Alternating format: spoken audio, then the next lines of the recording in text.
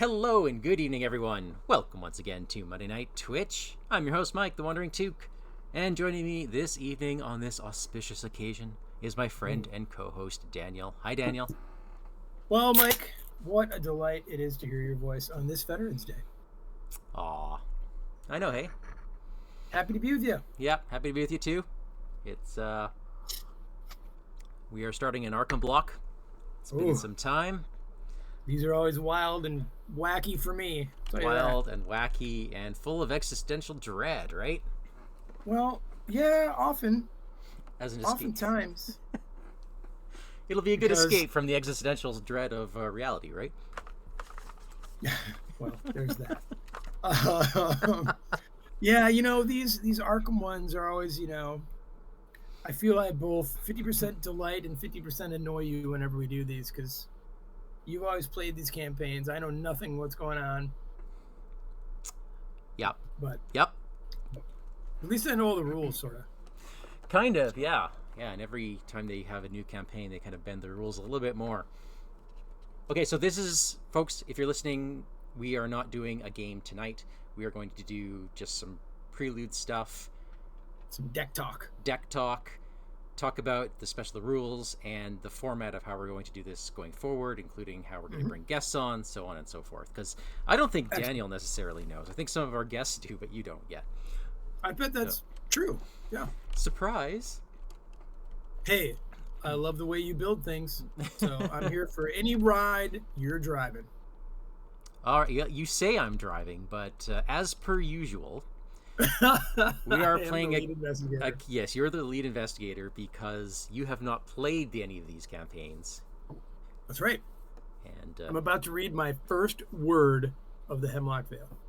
Okay, so this is going to be, the order of this is going to be a little weird.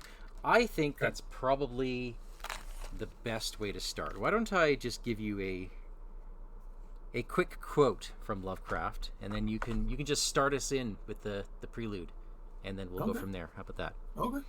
All right, this is from The Color Out of Space, in case you're wondering. Oh, I like that story. Which story this is going to follow.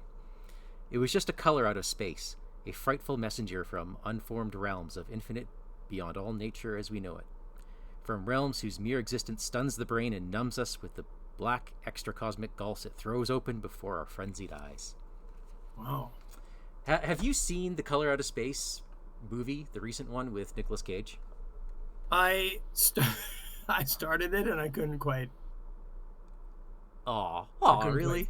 It was. I'd be happy to give it another try, because I love the source material. Maybe that was my problem. I think they did it well as an homage. Yeah. Well. All right. Well, sometimes I need to be in the right frame of mind for Nick Cage. Yeah, you definitely do for this one. Okay, so there's no point in gearing up for this adventure if we don't necessarily know what's going on. So Daniel, why don't you read your first words? And I can't zoom in enough on these, so listeners, just turn your volume up. You won't be able to read this with any good resolution. Yeah, it's really little. Is that normal? It's the way that this zooms in and out because it's a very large thing. Right. Yeah. Okay. Are you ready? Yep. Prelude. Welcome to Hemlock Vale. June 1926. Miskatonic Survey, June 1926. Members Marquez, Musgrave, et al. After 3 separate reviews by Miskatonic University's Board and Grant Committee, we've reached Hemlock Isle. Our driver took us across a natural land bridge they call the Causeway, only traversable at low tide, to a small fishing village called Aquan. Birdie showed the locals several sketches and photographs of the alkaline blossom, but the locals would have none of it. Or maybe none of him. Birdie is exceedingly chipper. The survey consists of myself, my assistant Birdie Musgrave, and some contacts from Dr. Armitage. He insisted they accompany me as part of the terms of the grant. I just hope they don't get in the way. The island is private property and has been off limits to visitors for some time, until now. The locals are advertising some kind of festival throughout New England, even as far south as Boston and Arkham. There were no lodgings in Aquan, and according to local rumors, camping on the island is a risky affair. The locals were unresponsive when I pressed further, but I was at least able to procure a map of the island as well as some basic supplies. We were all but resigned to pitching a tent west of Aquan, but then we met a young man named Theo who offered us a lodging in a village called Hemlock Vale. That is from, I guess, the journal maybe of Dr. Dora Marquez. That's Rosa Marquez. That's Rosa Marquez. Thank you. All right. But really, I think you're going to love it here. Theo shouts from the truck window. Dr. Marquez, athletic and well-tanned at 40, closes her survey journal and looks up at the sky. I don't know anyone who doesn't love Hemlock Isle, Theo continues, and I don't know why we haven't invited folks sooner. I assume you're here for the feast? Is this feast some sort of local tradition? Bertie says in his crisp, English accent, sorry. The breeze stirs the round man's shock of thick hair as he leans forward eagerly. This is the first one ever. Everyone in the Vale's pulled out all the stops so everyone feels welcome. We're just so excited to have visitors. The young man laughs as your truck crests the hilltop. Hemlock Isle stretches away in every direction. To the south, glistening black lakes dot a tangled marsh all the way to the coast. Up north, white-capped hills gather around jutting obsidian rocks resembling an exposed spine. Past a huddle of hills, the dense western forest grows up the rocky hillside, bisected by a wide river. And even further north, past the White Hills, is a bleak, rocky coastline at the edge of the slaty Atlantic waters. The road takes you past lush farmland into a village nestled into the hills. Gaudy floral arrangements and brilliant ribbons hang from rooftops and fence posts. A prismatic rainbow shimmers in a cloudless sky, lending the scene an idyllic air. As the truck rolls to a stop in the crossroads, locals and children in white gold cloaks and wooden animal masks gather around you, grinning from ear to ear. Willkommen! An imposing woman with steel gray hair and a white gold cloak cuts through the crowd. Welcome to Hemlock Vale. I am Mother Rachel, and these are my people. What brings you here? Uh-oh. Okay, so first, before we continue, I do want to mention a little bit about the decisions in this one. Because we see changes throughout the campaigns where sometimes the decisions are obvious. This is a challenge path. This is not. Sometimes it's obvious because there's factions you want to align with and others you don't. In this campaign, I think they do a really good job of balancing everything. There are certain hints and maybe, oh yeah, here's a good place to start. But I don't think there's any real disadvantages to choosing one thing over another. Unless it's abject failure, of course, right? That's always going to be a bad thing in Arkham. But don't feel like you're absolutely missing out on something if you decide to do one inconsequential thing versus another. We don't have to game it that way. And from what I've seen anyways, this campaign balances that really well. Got it. So we must decide. Yeah. Daniel, are you going to answer that we're here on a survey from Miskatonic University? Or are you hungry and you're going to say we're here for the feast? I'm going to tell her that we are survey from Miskatonic University. Then let's go to intro 2. I'm like some doctor, right? So no, you're going to be whichever investigator you are. We are here accompanying Dr. Rosa. All right. You introduce yourself and the member of the survey my name, along with your backing for Miskatonic University. Dr. Marquez leans heavily on her cane as she extends one hand to shake. Oh boy, add a tablet for the remainder of the campaign, Mike. Cool, that's fine. Hey, did you know that we don't have an auto-fail token in the bag? I did not know that. Yeah, we don't have one. Oh, I'm sure we never will. Yeah, never ever. All right. So, Mother Rachel's friendly mask breaks for just a moment as she registers your response. Surveyors, I see. You are quite welcome here as well, but mind your place. We have rules. Do not harm anyone in the Vale, and we will not harm you. Keep to the village at night, and take care out in the wilderness. Nature is crueler here.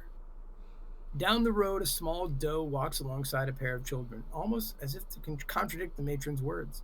Before you can ask her more, a gaggle of locals descend on the truck, eager for news from the mainland. After fielding multiple questions about sports outcomes and elections, Dr. Marquez suggests you split up to acquaint yourselves with the locals. Ask around about the island and meet back here in an hour. Oh. Okay, so we'll stop there.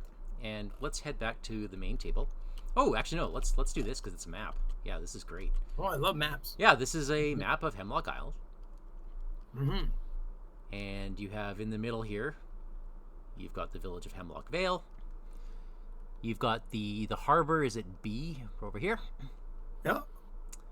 You've got the Aquan settlement next door to it. Let's see.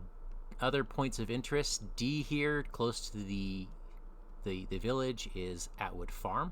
They're one of the local families that we're going to get to know quite intimately. Okay. There is the Western Forest over here. We've got Yep. Pearl Ridge up here. We've got Pearl Orchard over here. The North Point Cove, which is... that's 8. That's up here. Yep. The North Point Mine. You've got the Eastwick Bog, which is down here, southeast of the village. You've got Hemlock House. This is an old ancient house here. Used to belong to the old Hemlock family. You've got Hemlock Harbor below that, and then all the way down you have the South Point Lighthouse. And these are all locations that we may or may not visit, because guess what, Daniel? We cannot go everywhere. Is that always the case? It's one of those. So we're going to head back to the main area.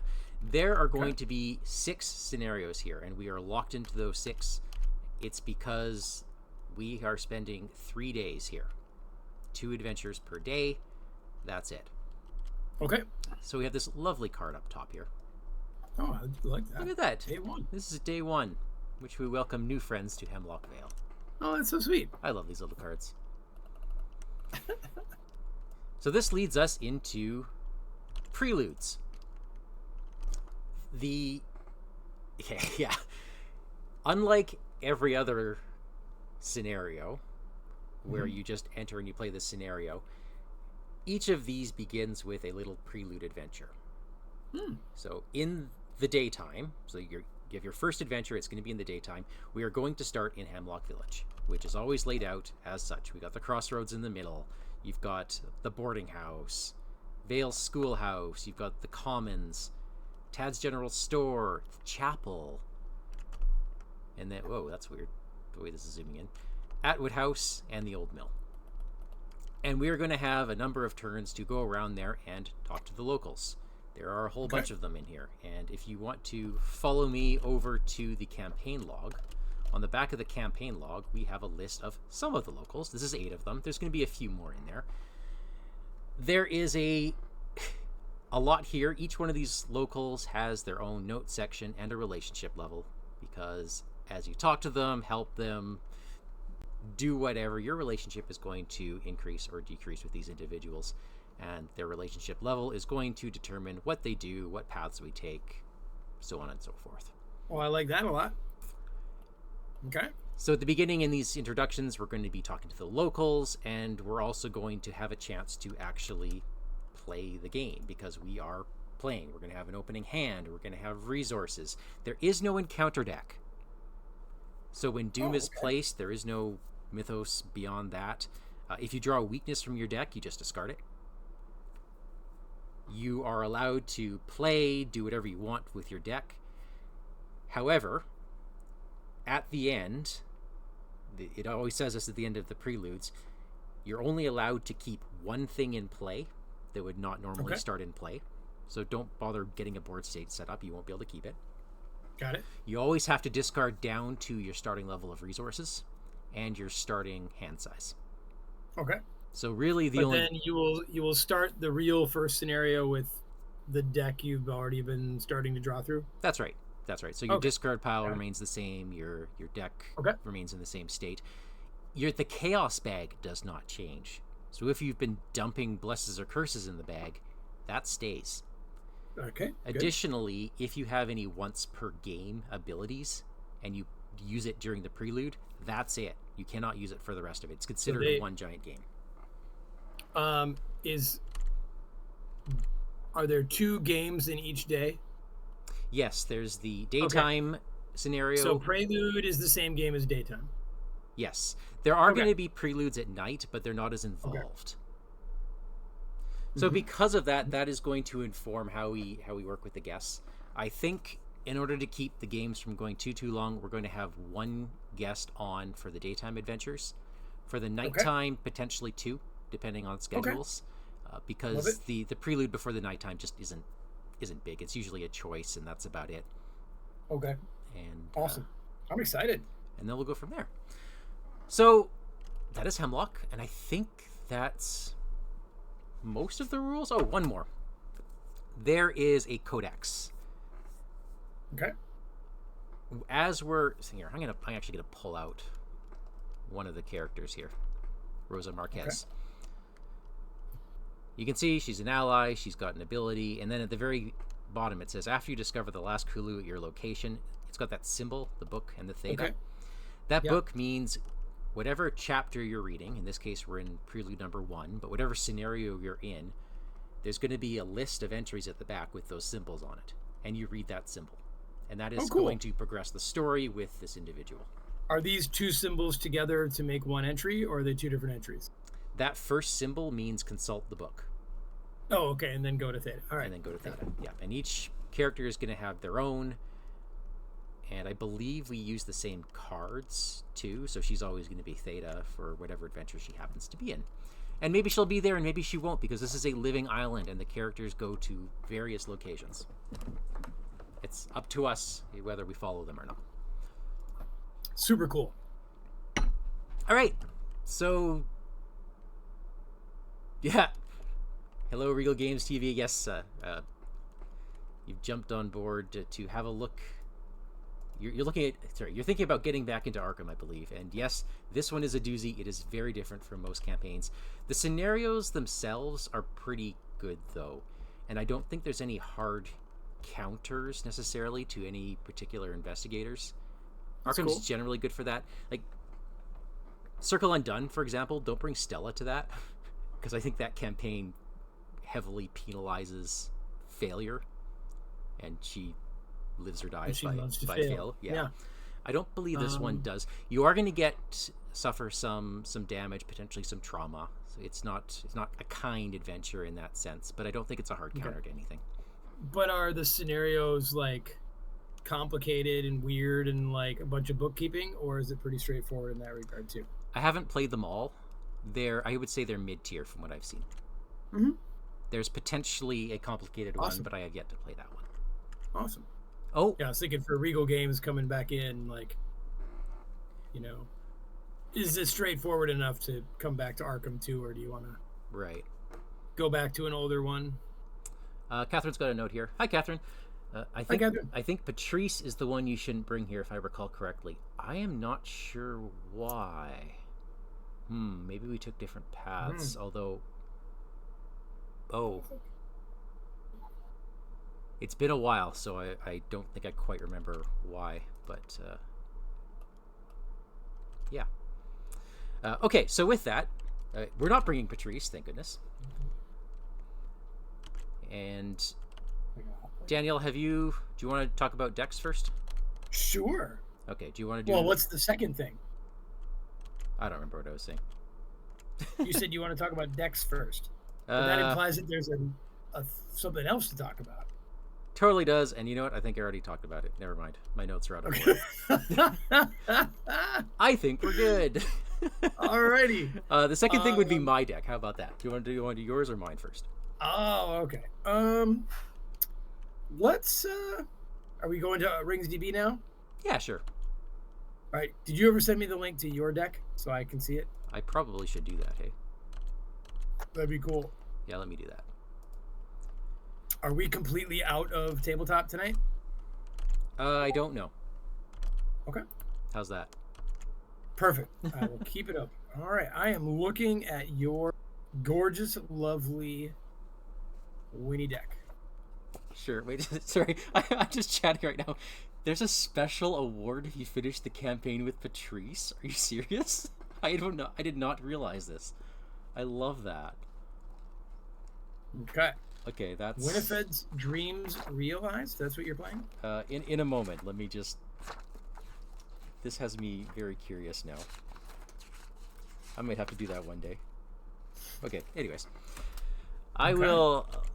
let me not forget chat here. There we go. All right, so I believe chat should be able to see a potential deck that I'm bringing. Okay. Love it. Okay, I might break a couple of rules in terms of deck building. I'm gonna get that out of the way right off the bat. Here's the problem. Daniel, if you bring Fighty and I bring Cluey, that means every one of our guests is locked into a flex. And I want to give our guests a little more freedom than that. So I am purposely allowing myself to break the rules a little bit and sub some cards in and out to fit the role that I need to be, with the intention that I'm only doing it for our guests. I'm not going to be teching against anything, and I'm going to keep the core concept of my deck the same. Okay, so why don't you start with this core concept? Sure. Then we'll talk about how you're going to cheat it, and yeah, absolutely. And how you lie, and how do you lie to yourself to say you're keeping with it? Oh, it's really easy. This is a card game, not a computer game, so I can just break rules and nobody comes to get me. Fair point. Yeah.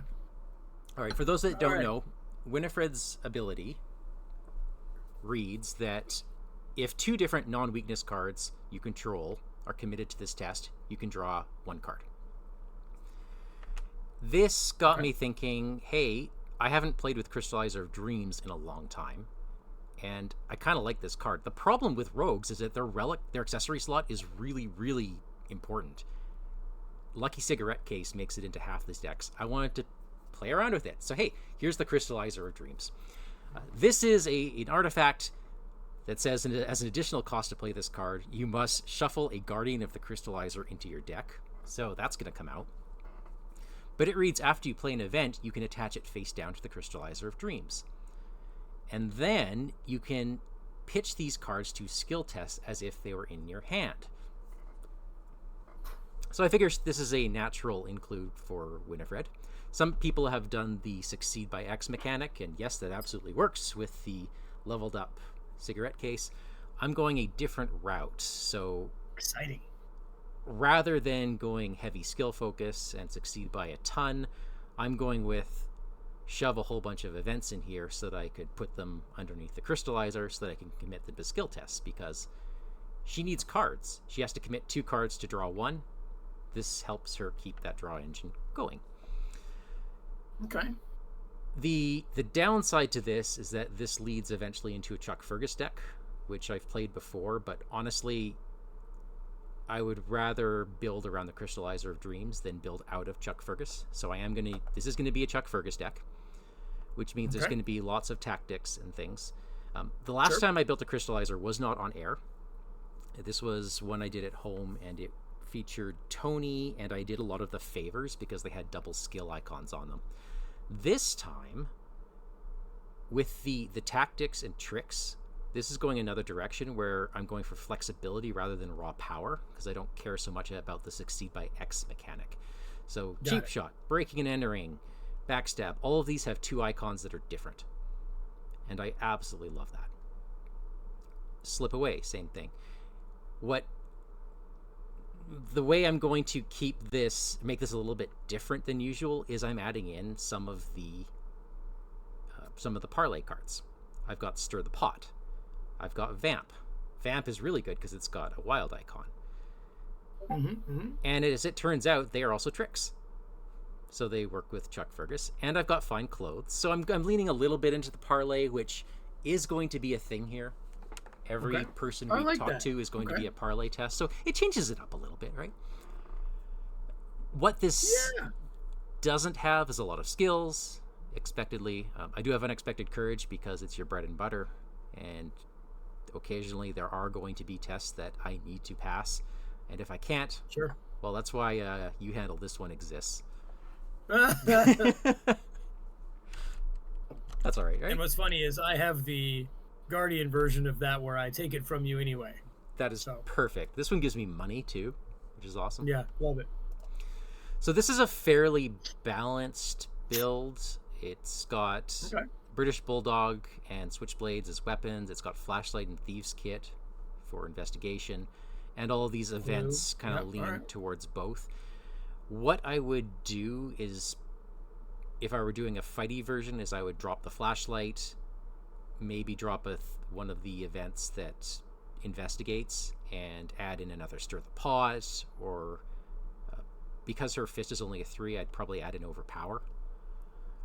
Whereas if I'm going more cluey, I would dump a lot of these combat events and just put in Perception and another Flashlight, eventually Lockpicks, things like that. Sure.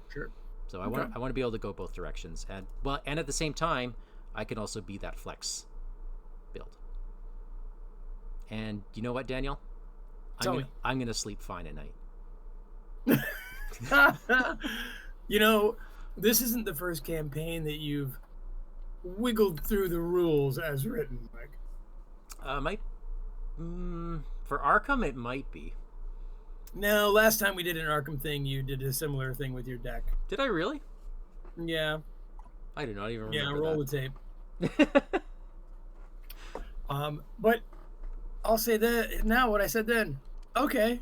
Yeah. There you go. No big deal. Yeah. So it's Winnie. All right. That's great. I had one rule for playing Winnie. I do love her starter deck, except for her weaknesses. Those 2 weaknesses that she starts with paired together are absolutely backbreaking, and I think it's completely unfair to give that to a newcomer. Reckless is awful, especially when you combine it with Arrogance. Yeah.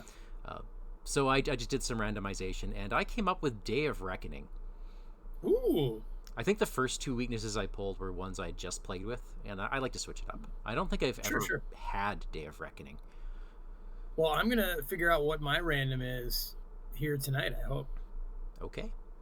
Well, shall we move to yours? And I guess any suggestions about this, or do you think it looks all right? I think it looks great. Especially with your built-in cheating flexibility. I think it's going to be fine. You know me, love the rogues. I've never played Winnie, actually. Never? No. No, there's something, I don't know what it was. Like, initially kind of didn't interest me. I guess I felt like her starter deck was sort of one-trick pony-y, if that makes sense. And she is pure rogue. And she's very pure rogue, and I like a little bit more room there, which is why I have settled for Hank Samson, Mike. All right, let me switch to him. Yeah. Now, partly I did this because you scared me when I told you I was going to do a cursed Jim Culver deck with his new updated hero card. And you're like, I am not bailing you out of your curses. And I'm like, well, okay. All right, hard ass. I will just run away then. Yeah, the chat was not privy to our discussion, but if you're going to do a curse deck, you do have to... What I found, for those who are legitimately trying to build a curse deck, it is really hard to get your curses to fire. Yeah. Because you need them, you need to pull them at the right time. It's hard enough with 2-player, let alone with 3. And I just find that it takes so much work. I'm not the best deck builder with Mystics, but it was so much work. I'm like, why aren't I just playing another Mystic? So, you know, for me, it was a combination of I just love Jim, love his story, love his character, love his lore. Yeah. You know, all that. Loved the idea of that spirit deck. Yeah, that's cool. So that was it. But I'm gonna go with Hank Samson here. So I looked at a few Hank decks. They all seemed kind of samey, so naturally I moved away from that and tried some other things. But one thing I noticed that they all had, for some reason, was baseball bat. Really? Every Hank Samson deck I looked at that was built by anyone like with reputation on Arkham DB, there was baseball bats all over, baseball bats galore. And I couldn't quite figure it out, but I thought maybe it had something to do with push to the limit. So I put that in there. I need to have a look at his investigator. So let's talk about him. So Hank is the assistant warden farmhand guy. Now he's interesting in that he's sort of like Calvin in that he's got pretty low starting health and sanity. But when he's defeated, you kind of flip him over and choose an assistant version of him or a warden version of him. So I guess, more support versus fighty, right? And those can change between scenarios, right? I can one day be a warden and the next day be an assistant, Yep. right? Yep. Okay. So I thought that was super cool, and I liked that he is a tank. But that the trick of him, I'm guessing, and again, I've not played him. I'm thinking the trick of him is all in the timing of when you go to that resolute version, because that is an even weaker version in terms of health and sanity, but his actual stats go up. So you're playing with a little fire, and you cannot be healed, Mike, in your resolute version. Oh. Yeah. So that's that. How cool is that? That is neat. Okay, and now I see he's pure survivor up to level 5, and then he's also got access to 10 other innate and or spirit cards. So I leaned into that, and so I think you have to build this guy with using all 10 of those. Level 0 to 2 is really good.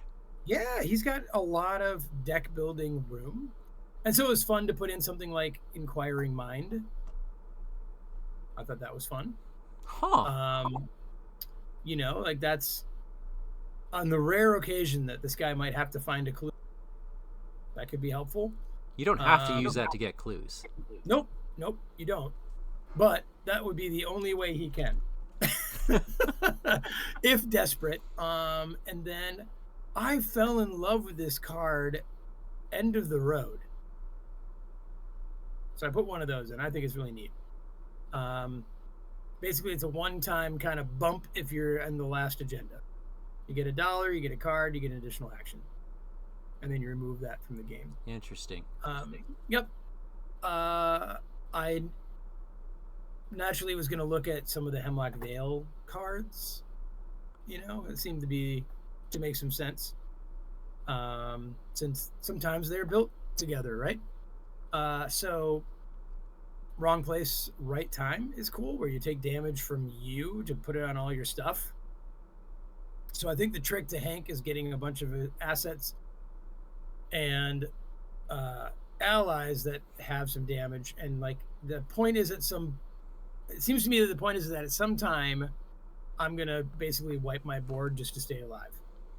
So if I'm parsing the rules correctly, by the way, I'm echoing on your mic. Okay. If I'm parsing the rules correctly, you cannot be healed. That's right. But moving damage and horror is allowed. Okay, so that is not healing. That is not healing.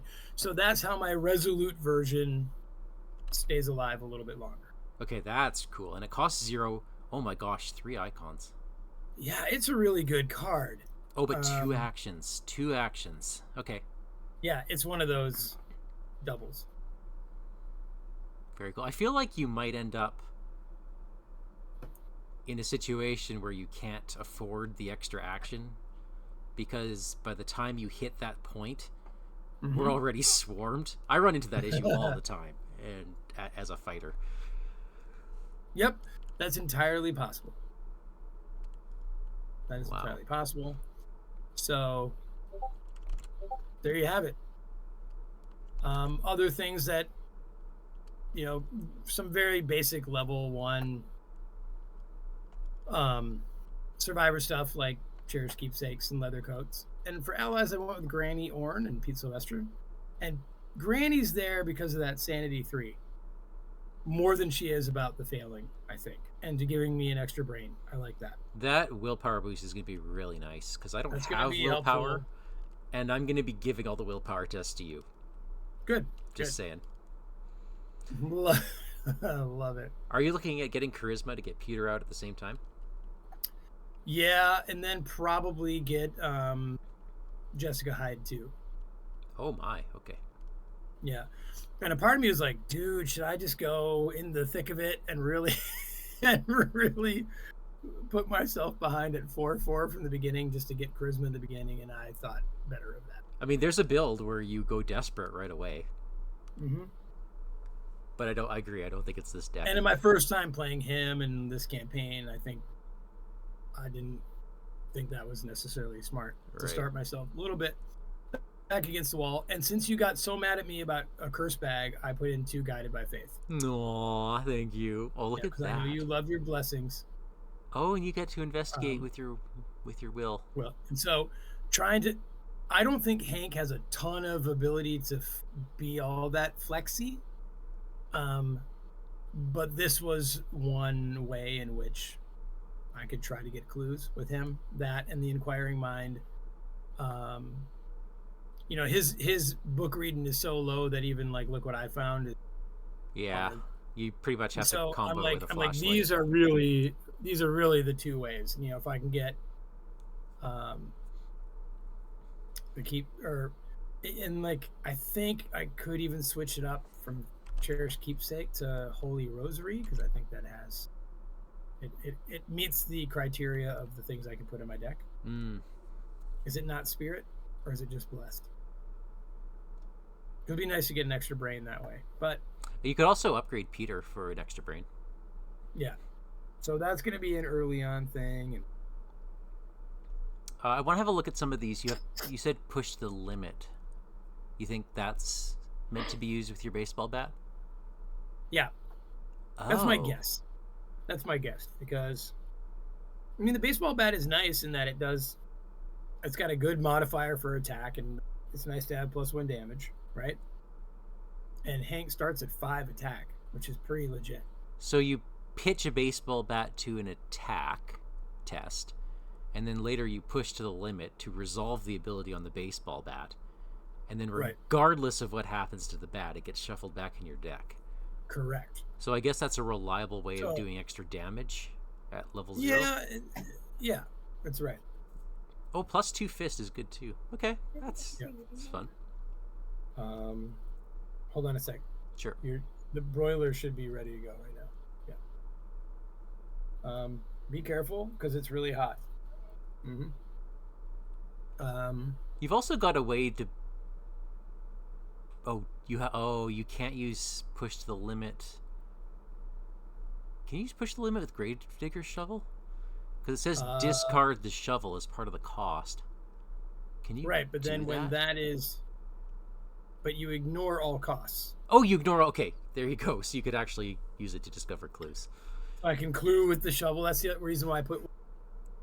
Okay. Because I think there's going to be moments, at least once in this campaign, I imagine, like where, gosh darn it, Hank's got to find a clue. Yeah.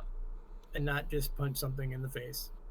And then motivational speech is one of my favorites. Because that's good for you. It's good for me. Yep, that'll be a good one. I'm thinking of taking charisma. Okay. And then I'll go into Lola or Delilah, depending on which mode I'm in. Stout-hearted, fast. Play when you engage a non-lead enemy. You can move up to 2 damage and/or horror from Hank Samson to that enemy as damage. That's awesome. Really good. Cost 2, but it really is. Really, really good. I am loving all of these icons and wishing I had 3 icon events in my deck. Yeah. I think you already said what I perceive to be the biggest challenge of this deck is the money. It's having enough to pay for stuff. In that case, so I was thinking about like, do I go old school and do like the cache? I think you do, and then or maybe another act of desperation, since that can also give you money. Yeah, so I feel like I'm going to be pinched for money, which is another reason I put motivational speech in there. The Derringer's nice in that it's expensive, but it kind of reloads itself. So, but yeah, so that's where I'm at, and I'm thinking maybe my unexpected courages become the cash. I see. That's my one thing I want. Like what do you, I mean? Or one unexpected courage and one let me handle this. Right. Since I know that you're giving me all your bad stuff away. Yeah, that +2 to each of your skills is pretty good. That's nice. Yeah. But I do think I'm gonna need money Because all these events are, they're kind of pricey, or can be. Like the ones that are going to be like when I'm desperate and really need it. Right. All right. What else can you take? I'm just having a look at chat here. Ooh, lots of chatter. Oh, good. Scene of the crime. Is that available to you? Is that innate or spirit? Let me check. I don't remember seeing that in my list of cards I could take at level 1. Well, let me check. Catherine says purple's the most confusing. Purple's pretty confusing. Yeah, I did. I wanted to take Defiance, but I already got into my 10 card limit. But I think that would be a good one for him. Defiance? Yeah. You can take that. Let me have a look. And that's the one where you just say, I am not dealing with that one. Oh, yeah. Or that one token. Oh, and you can take Defiance too. Wow. Scene of the crime is not on the things I get. Okay. It doesn't have the trait you need? No. Nope. But there's a bunch of nice, like, high-level cards that are those things. Like border protection level 2 and things like that. The problem is that I've already got those 10 cards, so I'd have to get some wiggle room. I suspect you'll be able to do that, either by dropping a motivational speech, maybe guided by faith, depending. I mean, if you've got willpower boosting allies, then I would keep it. Yep. Very cool. Yeah, so. Okay, so you've got a fairly fighty deck with a little bit of cluing. That's good. With some stuff, yeah. And a little support in terms of, some blessings in the chaos bag, things like that. Okay. And that's me. I could go either way, and you know what? If I have to do a lot of clues, I'll just throw in a couple copies of Pilfer and go ham. Nice. Yeah. So let's Mike, give me a weakness. Oh, okay. What do you got for me? I can't actually do anything with your deck because it's yours. Nope. I'm just gonna have you in tabletop. Okay. Pull me a thing, and then I'll put it in. Let me go back to tabletop here. Yep. All right. Now, how do you want to do this? What's your method? I really just like taking what you give me. Just first one off the top. That's it. First one off top. Give it 3 shuffles, of course, because I can't. It's just click a button. Unless you want me to do like draw 5 and take the 6th one or something. Oh, do that. That's okay. Fun. 1, 2, 3, 4, 5, and your card is. Wait, where are you right now? Where are your cards? Daniel, you are indebted. Ugh. Indebted, eh? You are indebted. So maybe keep those motivational speeches. Wasn't I just complaining about money? Well, this is probably why. Yeah. You haven't paid your rent, you survivor.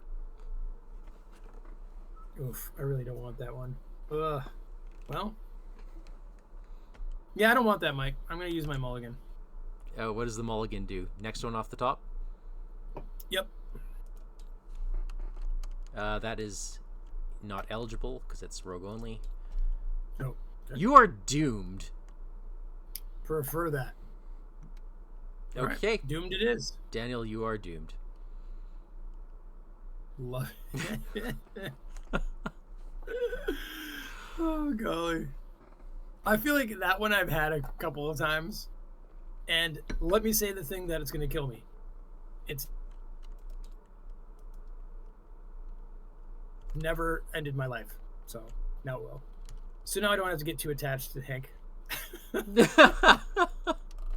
Yeah, right. You might be playing Calvin after all. Yeah, right. I'll take a bunch of those Hank's like the cards like see you in hell, because he can take all the do a super awesome thing and then die from every class. Like a lot of the classes have that. Was it like Ghastly Revelation for Seekers? I think there's only two. There's Ghastly Revelation and... No, is it Ghastly Revelation? Yeah, it's where you find a bunch of clues and give clues to all your friends and then die. Yeah, there's that one, and then I'll See You in Hell as the Guardian. And that's it. Because That's it? nobody else is going to sacrifice themselves. Fair. Well, Hank will. Hank will. Yeah. All right. So There's we our got decks. it. I think we're gonna have fun, dude. I think this is good. Yeah. Indeed. All right. Oh, the other thing. The other thing I was going to mention. Mm-hmm. Because this isn't a linear adventure, Mm-hmm. we can kind of do whatever we want. Even when the story says, hey, maybe go this way, you can totally go another way. There is nothing stopping you, as long as you don't play the same scenario twice. Daniel, you are going to decide on one scenario per day. Okay. And our guest is going to determine the other one. Our nighttime guest. Oh, no. Our day or night, it's kind of up to them. And we've already got the first one figured out. So you don't get a choice until nighttime. Okay. But I will not have a choice. Now, one other thing I want to mention right off the bat. You might see me go gung-ho for a few things. I am not going to gun towards anything that texts against a scenario or texts towards a certain ending. If you see me gunning for something, it's because I have not seen it in my playthrough and I want to see what it is. That's entirely what I'm going to be doing. I got you. Especially around town where I kind of know where everybody is. I'm like, I did not talk to this person at all last game, so I'm going to try to do that first. So don't look to me like I know something you don't, because I don't. Well, you do, but you don't. I understand. Yeah. Perfect. Blaze of Glory, Hank. Yeah. I guess, when you're on your last Doom, go Blaze of Glory. Yeah. But then I got to sing Bon Jovi. Well, yeah. Obviously. Cool, Mike. I'm excited. Awesome. All right. Well, that's it. That's all we got. That's a short one. That's all. Yeah, it's a short one, but we had to get that out of the way. And now I will send all that out to all of our guests, and we can decide what's what from there. So, Daniel, I'm looking forward to this. I'm looking forward to playing with all of our lovely guests. Me too. And we will see you next week in Hemlock Vale. Ta-da. Good night, all. Good night.